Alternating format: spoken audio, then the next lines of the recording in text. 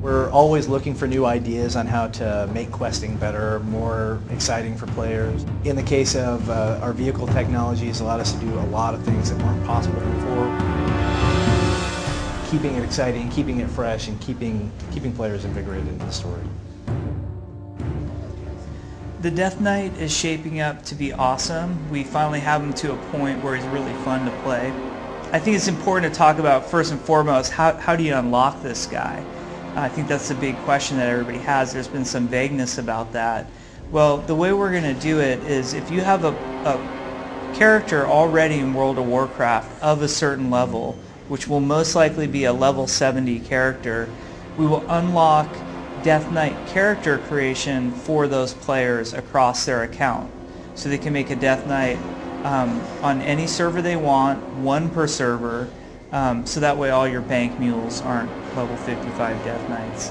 And create your Death Knight at that point. To date, we haven't limited what races they can be. In fact, we think it's cool if you could be any race as a Death Knight. We're going to start the Death Knight at level 55, so you've unlocked it by achieving 70.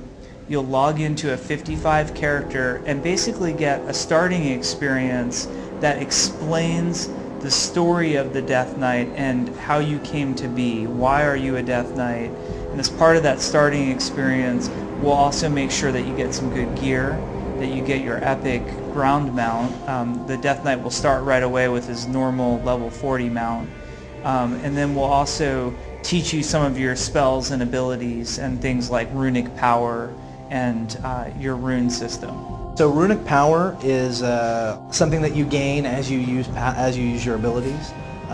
Whenever you're not in combat, it decreases or bleeds away a lot like rage does right now. So you're definitely incentivized to use your runic power fairly often. On the various runes, you've got your unholy, your frost, and your blood runes, and the configuration that you choose will just effectively indicate what spells you can use more often and what spells you can use less often. So obviously a great key to the Death Knight was that he feel very distinct and unique. We wanted the Death Knight to also serve a couple of different roles. We wanted him to be able to stand in as a tank when needed and also provide DPS from a melee point of view when needed. He's a little bit of a mix between pure melee and caster. He does have some spells that he can cast, such as Death and Decay, which is a targeted area damage spell basically, or Army of the Dead, which rains down a whole army of ghouls that will fight along your side for a little bit. Well, the Death Knight has one of the coolest spells that I think we've put in the game yet, and that's Raise Dead. So it's got a number of uses. One, if you're out there soloing by yourself and you're killing things, you're out in Northrend, let's say you're killing Vrykul, and one falls dead at your feet, you can raise a fallen ghoul out of that Vrykul's corpse, and that ghoul becomes a temporary guardian that will travel with you, fight things with you. He has a number of abilities that he can do. But even cooler than that as a mechanic, if you're traveling with a friend, let's say you're in the arena, or you're doing a raid, you're in Naxxramas fighting, and one of your companions dies, you can cast the Raise Dead spell on that person.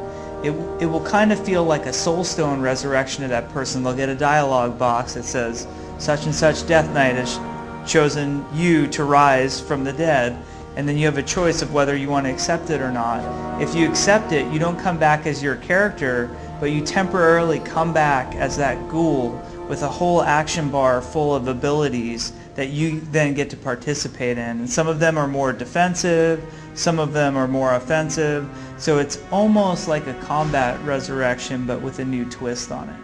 You know, someone asked me a while back, what is it going to be like when you're in your first raid and you've got one healer and 24 Death Knights? That's not going to happen any more than you have, 24 rogues or 24 warriors.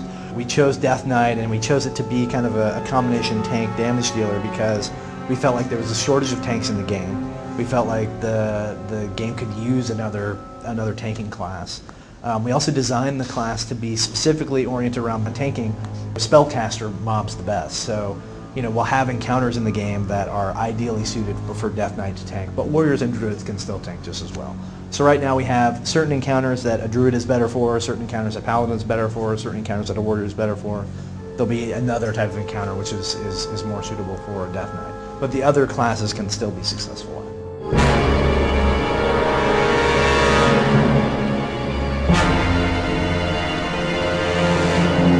Well, we're working on Wrath of the Lich King. It's going to come out for PCs and Macintosh, and we don't currently have a release date, but we're working as hard as we can to get it out as soon as possible.